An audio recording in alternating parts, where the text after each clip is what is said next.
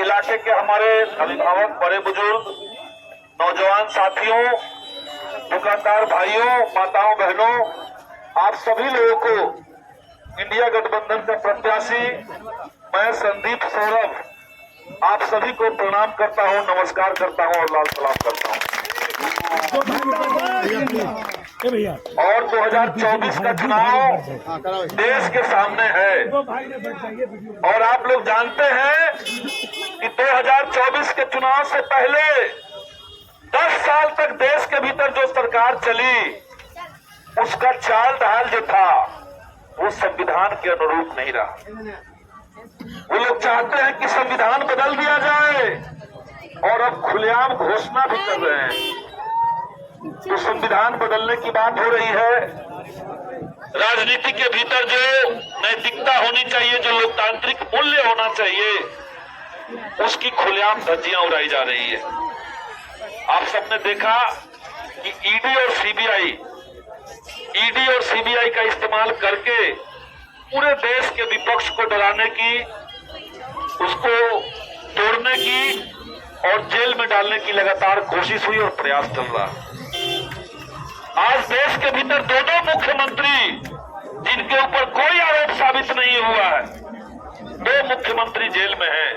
बगल के हमारे हेमंत सोरेन जी, झारखंड के मुख्यमंत्री, दिल्ली के मुख्यमंत्री अरविंद केजरीवाल जी, दिल्ली के उप मुख्यमंत्री मनीष सिसोदिया, दिल्ली के सामाजिक कल्याण मंत्री सत्येंद्र जैन। तो कई नेताओं को बगैर कोई दोष के जेल में डाल दिया जा रहा है और लोकतंत्र से विपक्ष को समाप्त करने की तैयारी चल रही है।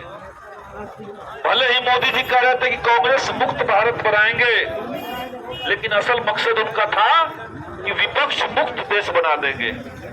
और जहां विपक्ष नहीं होगा, जहां पे कोई असहमति नहीं होगी, सरकार की गलत नीतियों का कोई आलोचना होना बंद हो जाएगा, उस देश के अंदर लोकतंत्र बच ही नहीं सकता है।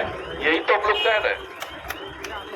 इसीलिए 2024 का चुनाव देश के भीतर लोकतंत्र और संविधान को बचाने का चुनाव। दूसरा संकट है कि एक प्रयास ये भी चला और ये आज से नहीं चल रहा है। जब से मीडिया को खरीद करके गोदी मीडिया बना दिया गया, तब से ये प्रयास चल रहा है कि जनता के एजेंडे पर राजनीति होना बंद हो जाए।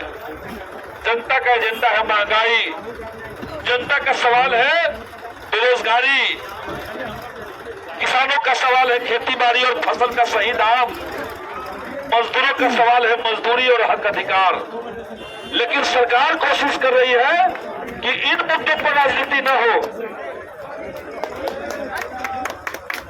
सरकार कोशिश करे कि इन मुद्दों पर चुनाव न हो, इन मुद्दों पर राजनीति न हो। राजनीति किस बात पर हो? हिंदू, मुसलमान, भारत, पाकिस्तान, मंदिर, मस्जिद, यही सब पर राजनीति करना चाह रहे हो मोदी जी। और इसीलिए एक तरफ देश के संविधान को बचाने के लिए और दूसरी तरफ जनता के एजेंडे को आगे करने के लिए आपसे हम कहने आए हैं कि इस बार परिवर्तन कीजिए, बदलाव कीजिए, बदल डालिए सरकार को। नालंदा जो है ज्ञान की भूमि है, ध्यान की भूमि है। नालंदा की जनता ने 15 साल इंतजार किए कि काश हमारा भी मुद्दा लोकसभा में उठता। यहाँ के नौजवानों ने महसूस किया कि हमारे काश जनप्रतिनिधि जो है, जो हमारे सांसद महोदय हैं, काश रोजगार के सवाल पे कभी संघर्ष किए होते सदन के अंदर। जब अग्निवीर योजना थोपा गया तो नौजवान इंतजार में थे कि काश अग्निवीर के खिलाफ हमारे सांसद कभी बोलते। किसानों को उम्मीद लगी रह गई कि हमारे मुद्दे पर किसानों की फसलें जलकर राख हो जा रही है। देश के अंदर प्रधानमंत्री फसल बीमा योजना चलता है, किसी को मिलता नहीं है, कोई राहत नहीं मिलता है। तो किसानों को भी उम्मीद लगी रह गई कि काश हमारे सांसद महोदय सदन के अंदर ये बात उठाते।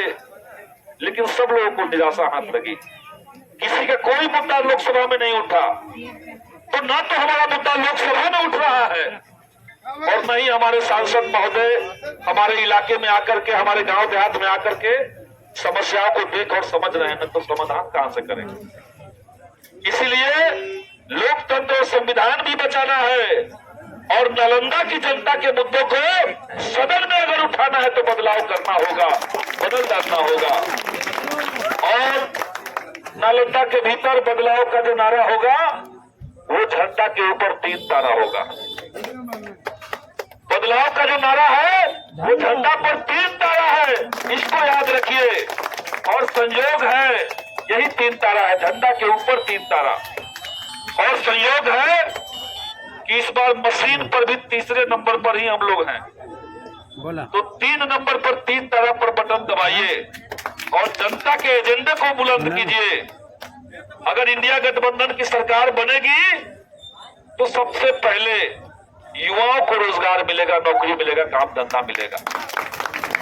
देश में 30 लाख सरकारी नौकरी के पद खाली पड़े हुए हैं।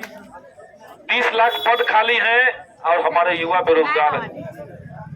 अगर हमारी सरकार बन जाएगी तो ये 30 लाख पद तो भरेंगे ही, साथ ही 70 लाख नए पद सृजित करके पूरे देश के भीतर 1 करोड़ नौजवानों को पक्की नौकरी दी जाएगी। ये इंडिया गठबंधन का ऐलान है और ये कोई मोदी का जुमला नहीं है कि आज कह दिए और कल पलट गए। ये हमारा ऐलान है, इंडिया गठबंधन का ऐलान है। आपने देखा बिहार विधानसभा के भीतर जब 17 महीने की सरकार चली महागठबंधन की तो 5 लाख नौकरी दी गई थी बिहार के अंदर। तो जब 17 महीने में बिहार के भीतर हमने 5 लाख दिया, अगर देश में सरकार बन जाएगी तो 1 करोड़ नौकरी 6 महीने के भीतर पूरे बिहार के अंदर और देश के अंदर हम लोग करवाएंगे। ये हम लोग का ऐलान है। मोदी जी 75 साल के हैं तो कह रहे हैं कि 5 साल और मौका चाहिए। वो 5 साल और मौका मांग रहे हैं 75 साल के होने के बाद भी। और जो हमारे नौजवान, हमारे छोटे भाई 22 साल के होते हैं, उनको कह दिया जाता है कि आप घर में बैठ जाइए।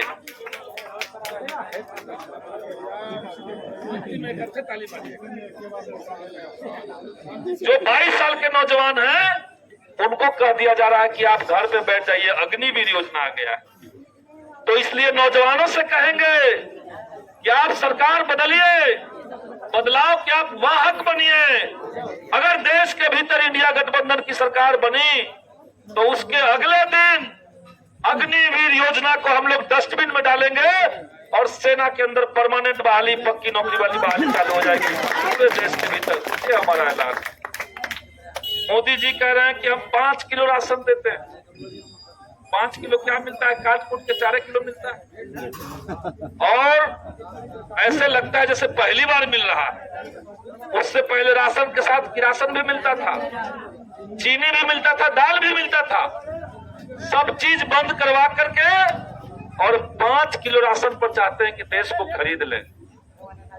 हम कहना चाहते हैं कि इंडिया गठबंधन एक आदमी के ऊपर 10 किलो राशन देगा। ये हम लोग का ऐलान है पूरे देश के अंदर और मुफ्त में देगा। ये हम लोगों ने कहा। गरीबों की एक समस्या है बिजली बिल की समस्या। और बिजली बिल बिहार के भीतर कितना ज्यादा है आप लोग बेहतर तरीके से जानते हैं। गांव देहात के इलाके में जो किसान मजदूर के परिवार हैं वो लोग कितना त्रस्त हैं बिजली से, बिजली बिल से। किरासन तेल मिल नहीं रहा है, बिजली बिल ज्यादा हो गया। इंजीनियर आकर के, सरकार के कोई कर्मचारी आकर के लाइन काट के चला गया। होता है कि नहीं होता है? तो पिछले 3 साल से लाल झंडे का एक सिपाही हूं, विधायक हूं पालीगंज से। और बिहार विधानसभा के भीतर पूरे बिहार के गरीबों के लिए हमने बिजली की मांग की थी कि सबको मुफ्त करना चाहिए सरकार। हमने मांग की और हमारे माननीय मुख्यमंत्री जी ने उस मांग पे क्या जवाब दिया, उन्होंने क्या जवाब दिया और हमने क्या मांग की, इसको मैं आधे मिनट का एक विधानसभा का वीडियो है वो मैं आपके सामने रखता हूं। उसको थोड़ा ध्यान से सुनिए कि जरूरत क्या है और हमारी सरकार कैसे सोचती है। गरीबों को 200 यूनिट बिजली मुफ्त दिया जाए। पूर्व के वक्ताओं ने कहा कि आर्थिक सामाजिक गणना का जो रिपोर्ट है वो बिहार की स्थिति को दिखा रहा है।